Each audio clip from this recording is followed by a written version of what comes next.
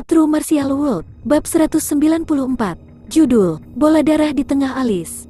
Yiyun dengan hati-hati mengamati manik kecil itu. Itu seukuran kacang hijau dan ditutupi dengan benang darah. Bola kecil ini berada di poros tengah tubuh Yiyun. Meridian sedang menjalankannya, dan Yiyun menemukan bahwa ketika energi di dalam meridiannya mengalir melewati bola darah, sejumlah tertentu tetap di dalamnya. Apa ini? Mengapa tiba-tiba sesuatu muncul di tengah alisnya? Yiyun tiba-tiba memikirkan sesuatu. Dia menyadari bahwa bola darah ini seperti sebuah mata. Mata, mungkinkah mata surga? Ketika pikiran ini tiba-tiba terlintas di benak Yiyun, dia terkejut. Mata surga berada di tengah alis seseorang. Ketika kultivator mencapai tingkat kultivasi tertentu, mereka dapat membuka mata surga mereka. Tidak mudah membuka mata surga mereka. Pertama, mereka harus membentuk bola mata surga sebelum mereka bisa benar-benar membuka mata surga. Yiyun teringat buku-buku yang dia baca tentang mata surga. Dia semakin percaya bahwa bola darah di otaknya ini adalah mata surga. Kultivator yang membuka mata surga mereka akan memiliki persepsi yang luar biasa tentang lingkungan mereka. Tingkat kultivasi kultivator yang khas sulit untuk diketahui dari penampilan luar, tetapi begitu mata surga dibuka, seseorang dapat dengan mudah menggunakan mata surga untuk membaca tingkat kultivasi kultivator dengan tingkat yang sama. Kembali ketika Yiyun pertama kali bertemu Lin Xingtong dan lelaki tua Su dapat mengetahui tingkat kultivasi Yiyun secara sekilas. Dia juga bisa mengatakan bahwa Yiyun telah mencapai keadaan tubuh temperate naga puls. Ini karena lelaki tua Su telah membuka mata surganya. Ginseng yang ungu surgawi juga memiliki kemampuan untuk membaca tingkat kultivasi Yiyun. Ini karena kekuatan psikis Heaven Purple yang ginseng jauh lebih kuat daripada kultivator biasa. Dengan demikian, ginseng yang ungu surga dapat dianggap telah membuka mata surga. Sangat sulit untuk membuka mata surga. Banyak kultivator ranah Yuan Foundation, termasuk 1000 klan Qin Longwei, mungkin belum membuka mata surga mereka atau mereka bahkan mungkin tidak membentuk bola mata surga mereka. Yiyun awalnya berpikir bahwa ia perlu mencapai ranah Yuan Foundation sebelum ia bisa membentuk bola mata surga dan ia hanya akan bisa membuka mata surga di tahap akhir ranah Yuan Foundation. Tapi sekarang, setelah mencerna ginseng ungu yang surga dan menggunakan kristal ungu untuk menyerap energi spiritual yang ginseng ungu surga dengan sempurna, Yiyun telah menyelesaikan langkah ini. Dengan ini, dia bisa membuka mata surganya pada saat dia mencapai tahap awal ranah Yuan Foundation. Kultivator dengan mata surga terbuka tidak hanya menyadari bahaya yang mendekati mereka, tetapi kemampuan mereka untuk menangkap peluang juga meningkat pesat. Bahkan kekuatan pertempuran mereka akan naik satu tingkat. Indera tajam mereka bisa membaca kelemahan musuh dan ini adalah keuntungan besar. Ginseng yang ungu surga memang ramuan primordial. Yiyun bersukacita. Setelah menangkap ramuan dewa dan memiliki kristal ungu untuk membantunya menyerap esensi herbal, dapat dikatakan bahwa semua faktor mendukungnya. Yiyun yakin bahwa dia telah membentuk bola mata surga di tahap pertengahan Purple Blood jauh lebih cepat daripada para jenius dari keluarga kerajaan atau keluarga tertutup. Dengan bola mata surga terbentuk, Yiyun bisa merasakan sekitarnya dengan mata tertutup. Ini adalah perasaan yang tak terlukiskan. Seolah-olah dia telah melayang ke langit dan dia melihat dunia yang penuh warna ini dari perspektif yang sama sekali berbeda. Menggunakan inderanya untuk menyapu tanah, Yiyun tahu berapa banyak kerikil halus dan partikel tulang di sekitarnya. Dia juga tahu setiap retakan dan tekstur kerikil dan tulang. Yiyun bahkan bisa mengetahui titik lemah dari batu dan tulangnya. Jika dia sedikit mengetuk titik lemah itu, mereka akan hancur. Ketika Yiyun mencoba untuk menghubungkan energi spiritualnya dengan kristal ungu, dia terkejut dengan pemandangan yang dia lihat. Di masa lalu, visi energi Yiyun hanyalah sekumpulan titik cahaya redup. Titik-titik cahaya itu adalah simbol energi, dan Yiyun hanya tahu di mana ada energi, dan di mana energinya lebih kuat. Adapun apa yang diwakili oleh energi itu, dia tidak tahu. Tapi sekarang, menggunakan bola mata surga dan digabungkan dengan kristal ungu, semuanya berbeda. Dalam visi energi Yiyun, setiap kumpalan energi lebih jelas dan mereka bahkan berevolusi menjadi seperti apa yang sebenarnya terlihat. Ada gunung, air mengalir dan hutan.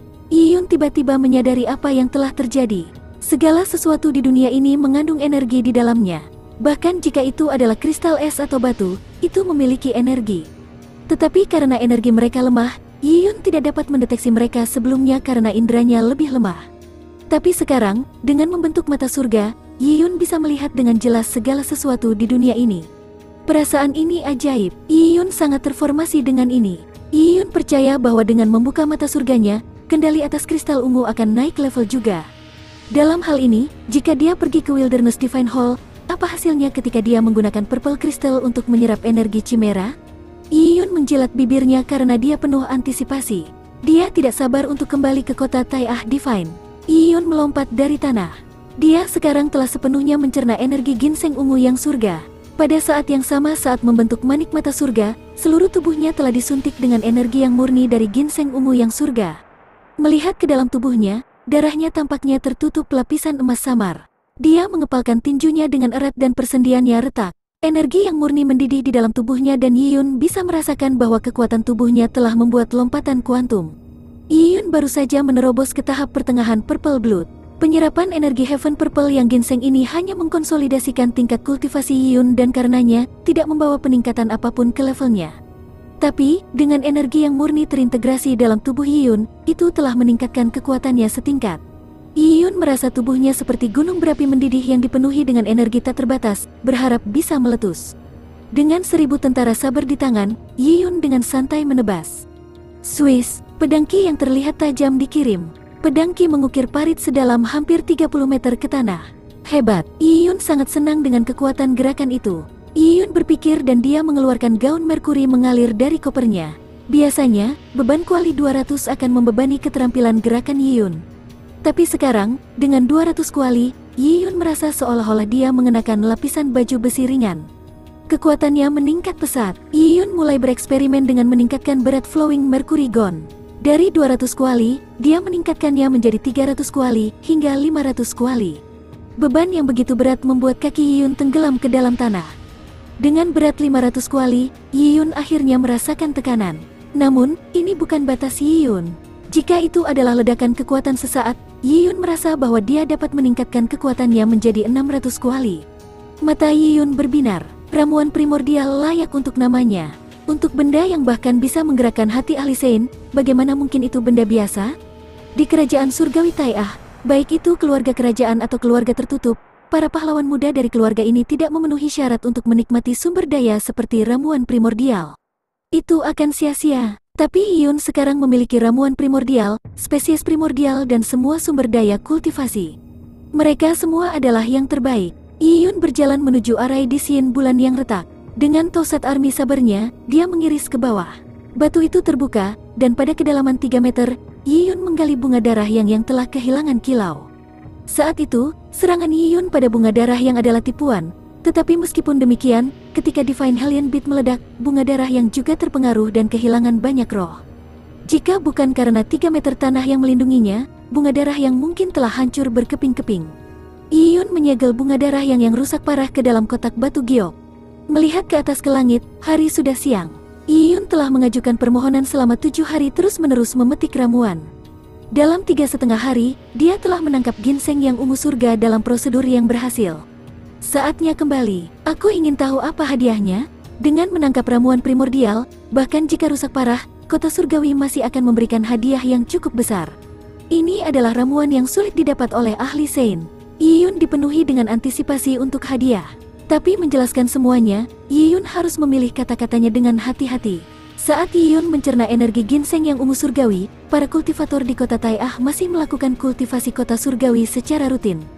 Di halaman sekolah Tai'ah Divine City, sekelompok pemuda berdiri tegak di bawah terik matahari. Para pemuda ini semuanya mengenakan pakaian latihan yang berat. Di bawah matahari, keringat di otot mereka mengeluarkan sedikit kilau. Pemimpin kelompok pemuda ini adalah Botak Qin, Zhou Kui, Su Zeng, dan Song Zijun, yang merupakan saingan atau teman Yiyun, juga termasuk dalam kelompok pemuda ini. Botak Qin memiliki tangan di belakang punggungnya dan dia berdiri dengan kaki terbuka di tengah lapangan sekolah. Dia sedang memeriksa rekrutan di depannya. Dinding tungsten ungu ada di belakangnya. Ketika Botak Qin pertama kali membawa sekelompok orang ini ke sekolah ini untuk pelatihan, tujuan pelatihannya adalah untuk memasukkan panah primal ke dalam dinding tungsten ungu. Saat itu, baik itu Zhou Kui atau Yiyun, tidak ada dari mereka yang berhasil memasukkan panah primal. Botak Qin sebelumnya memberi mereka waktu sebulan. Siapapun yang bisa memasukkan 3 panah primal ke dalam dinding tungsten ungu akan diberi hadiah waktu kultivasi selama 2 jam di Wilderness Divine Hall. Dan sekarang, 1 bulan sudah habis. Sudah waktunya untuk memeriksa pelatihan para rekrutan ini. Hari ini, rekrutan yang dipimpin oleh Botak Qin telah berkumpul lebih awal di halaman sekolah. Selama ini, otoritas Botak Qin tertanam kuat. Tidak ada yang berani terlambat tanpa desakannya. Botak Qin melirik dan puas dengan semua pemuda yang tepat waktu ini, tapi Tunggu sebentar, wajah kepuasannya menghilang. Dia mengerutkan kening karena dia melihat seseorang hilang. Yiyun belum datang. Oh, di mana Yiyun? Botakin memandang Song Zijun dengan mata elang. Botakin tahu bahwa Song Zijun dan Yiyun keduanya berasal dari Jin Longwei dari kota surgawi, jadi dia secara alami bertanya kepada Song Zijun tentang ketidakhadiran Yiyun. A True Martial World, Bab 195. Judul, Kembali ke Kota. Setelah diinterogasi oleh Botakin, Song Zijun menjadi gugup. Dia tidak tahu bagaimana menjelaskan di mana Yiyun berada. Untuk penilaian hari ini, Song Zijun telah mencari Yiyun agar mereka bisa pergi ke sekolah bersama, tetapi Yiyun tidak ada di kamarnya. Ketika dia menemukan di mana Yiyun berada, dia terdiam. Anggota Suanwu Army di sekitar Song Zijun mulai menunjukkan sikap puas ketika mereka melihat Yiyun tidak ada. Mereka tahu betul bahwa Botakin tegas. Siapapun yang melawan perintah Botakin harus menanggung semua konsekuensinya. Yiyun akan mendapat masalah. Yiyun sebelumnya mengalahkan mereka semua, jadi mereka senang melihat Yiyun mendapat masalah. Yiyun ini sungguh menarik. Saat memilih pekerjaan, semua orang memilih sparring atau menempa, tetapi hanya dia yang memilih memetik herbal, yang hanya dilakukan oleh perempuan. Dia bahkan berani melewatkan pemeriksaan instruktur Qin. Seorang anggota Angkatan Darat Suanwu secara pribadi mentransmisikan suaranya dengan rekan-rekannya. Hehe, dia hanya mencari kematian. Aku tidak tahu apa yang dipikirkan Yiyun. Jelas dia memiliki fondasi yang bagus. Jika dia bekerja keras, dia akan mendapatkan hasil yang baik, tetapi dia harus merendahkan dirinya sendiri. Berapa banyak kekuatan yang bisa dia peroleh dari sebulan memetik tumbuhan? Saat itu, dia tidak bisa memasukkan primal arrow. Aku ragu dia mampu kali ini. Kesibukan diskusi meletus di antara anggota tentara Suanwu. Mereka tidak dapat memasukkan 3 panah primal seperti yang diminta oleh Botakin, tetapi mereka hampir tidak dapat memasukkan 1. Hanya mungkin bagi sedikit mereka yang terkuat untuk mengelola 3. Dalam sebulan terakhir, mereka disiksa oleh senior mereka. Kultivasi kematian hidup ini telah membuat mereka tumbuh begitu banyak. Aku bertanya padamu, di mana Yiyun? Botakin memandang keraguan Song Zijun dan perlahan mulai mengerutkan kening. Dia seperti singa yang akan meledak marah. Song Zijun dengan tak berdaya mengatakan yang sebenarnya, menjawab instruktur. 3 hari yang lalu, Yiyun telah melamar selama 7 hari berturut-turut memetik ramuan dengan kantor pekerjaan memetik ramuan. Sekarang, dia seharusnya masih mencari ramuan di gunung. Ketika Song Zijun mengucapkan kata-kata itu membuat semua orang tercengang. Diterapkan untuk periode 7 hari berturut-turut memetik ramuan, Yiyun hanya mengabaikan hari penilaian yang telah diputuskan Botakin sebulan yang lalu dan dia masih menggunakan ramuan tumbuhan memetik gunung. Memetik herbal di Gunung Herba. Orang-orang bingung apakah harus tertawa atau menangis. Seberapa besar Yiyun menyukai pekerjaan itu? Dia mengabaikan yang lainnya hanya untuk memetik herbal selama 7 hari. Apakah memetik ramuan itu membuat ketagihan? Banyak dari mereka tidak tahu harus berkata apa. Menurut apa yang dikatakan Yiyun, dia telah memetik herbal sejak muda. Bahkan ketika dia datang ke perkemahan alam liar surgawi, dia terus memetik tumbuhan. Mereka sebelumnya mengejek Yiyun dengan mengatakan bahwa itu adalah kebiasaan menjadi orang udik. Kata-kata itu awalnya hanya lelucon. Tapi sekarang, sepertinya Yiyun benar-benar berpikir demikian. Sebuah bakat datang ke kota surgawi Tai'ah untuk menjadi seorang petani. Mendengar kata-kata Song Zijun, dahi Botakin, yang memiliki bekas luka, mengeluarkan urat yang mengerikan. Qin Botak masih menghargai Yiyun. Dia merasa bahwa Yiyun adalah orang yang paling menonjol di antara rekrutannya. Meskipun dia lebih rendah dari Qiu Niu atau Chu Xiaoran, bukan tidak mungkin baginya untuk masuk dalam 1000 peringkat surga atau bumi teratas dalam 3 tahun ke depan. Meski prestasi ini tidak luar biasa, namun dinilai cukup bagus. Sebelumnya ketika Yiyun ingin memetik tumbuhan, Botakin tidak ikut campur. Tapi sekarang, dia telah berjanji bahwa siapapun yang berhasil dalam penilaian memasukkan 3 panah primal ke dalam dinding tungsten ungu akan diberi waktu 2 jam untuk memasuki Wilderness Divine Hall. Hadiah ini adalah jumlah yang lumayan. Yiyun telah memilih memetik ramuan. Untuk itu, Botakin merasa mungkin ada alasannya. Tetapi baginya untuk tidak mengambil kesempatan untuk memasuki Wilderness Divine Hall, apa gunanya dia tinggal di sini di kota Tai'ah Divine? Botakin mengabaikan masalah dengan Yiyun. Baginya, Yiyun hanyalah rekrutan yang baik dan hanya itu. Ada banyak talenta yang lebih baik dari Yiyun di kota Tai'ah Divine. Kehilangan satu Yiyun bukanlah apa-apa. Semuanya, dengarkan. Aku berkata sebulan yang lalu, bahwa dalam 1 bulan ini, jika ada yang bisa memasukkan 3 panah primal ke dinding tungsten ungu, aku akan memberi mereka hadiah dengan 2 jam waktu kultivasi di Wilderness Divine Hall. Maksud aku apa yang aku katakan? Dalam penilaian hari ini, biarkan aku melihat hasil kultivasi kamu selama sebulan terakhir ini. Kata-kata botak Qin membuat para pemuda bersiap. Pengalaman sebulan terakhir di kota surgawi Tai'ah terlalu tidak biasa bagi mereka. Sebulan yang lalu, banyak dari pemuda ini adalah master muda dari klan keluarga kaya dan besar. Mereka semua sangat bangga, tetapi setelah tiba di kamp alam liar surgawi, hidup mereka hanya terus-menerus dipenuhi dengan pemukulan setelah pemukulan. Mereka dipukuli sampai tulangnya retak dan uratnya robek, mereka memuntahkan darah dari luka serius mereka. Setelah dipukuli, mereka akan makan obat penyembuh, dan setelah sembuh, mereka akan berdiri untuk terus dipukuli. Sebagai sparring partner, mereka bisa melakukan serangan balik. Pada awalnya, mereka marah tentang hal itu, dan mencoba untuk melakukan serangan balik terhadap kultivator senior yang mereka lawan. Hasilnya adalah mereka dipukuli lebih parah lagi. Setelah pemukulan terus-menerus, mereka menjadi dewasa dan mengasah tingkat kultivasi mereka. Pada saat yang sama, dalam cobaan selama 1 bulan ini, mereka telah memangkas harga diri mereka. Bisa dibilang mereka sudah sangat dewasa. Hari ini adalah hari untuk menguji hasil kerja mereka. Sama seperti sekelompok pemuda berdarah panas ini sedang membesarkan untuk melangkah, Yiyun telah diangkut kembali ke kota Tai'ah Divine melalui arai teleportasi. Menurut peraturan pemetikan ramuan dari kota Tai'ah Surgawi, para kultivator harus menyerahkan tumbuhan segera setelah kembali ke kota. Ini untuk mencegah para kultivator dari perdagangan herbal secara pribadi yang memalsukan hasil panen mereka. Karena itu, Yiyun secara alami pergi ke kantor pekerjaan. Saat itu sekitar tengah hari. Biasanya, kultivator hanya akan menyerahkan tumbuhan pada malam hari.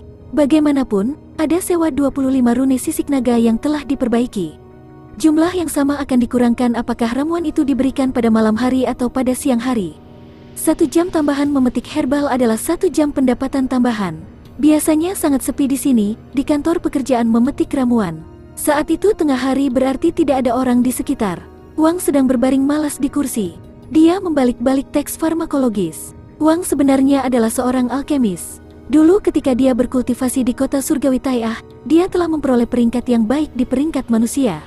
Mendengar langkah kaki di dekat pintu, Wang mengintip dari balik buku dan melihat ke arah pintu. Apa yang dia lihat membuatnya cemberut. Yiyun adalah orang yang masuk. Bukankah kamu mengajukan permohonan untuk periode 7 hari memetik ramuan? Ini baru 3,5 hari, kenapa kamu kembali lebih awal? Wang sekarang menganggap Yiyun menjengkelkan.